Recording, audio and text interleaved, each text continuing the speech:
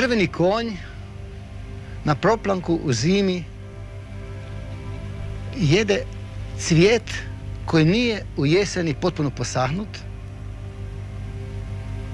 gladan, došao na proplanak. Dve osobe, odnosno starac i starica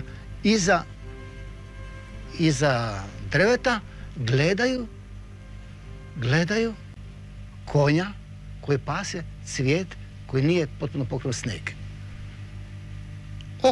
Otkud to? Mnogi bi ljudi mislili, pa kak je došao do te ideje? Pa kak je došao? Čisto jednostavno. Vjerovali su da jedan rogati konj dolazi na proplanak šume i mnogi ga išli gled, a taj rogati konj koji dolazi na taj proplanak, ko će ga vidjeti?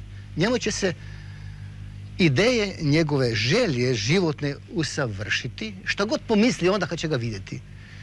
I dolazili iza tog drveta i gledali u šumu, pa nema konja, da si starci zažele mladost, da si mlade zažele momke, da si momke zažele curu, već poželi, pa nema.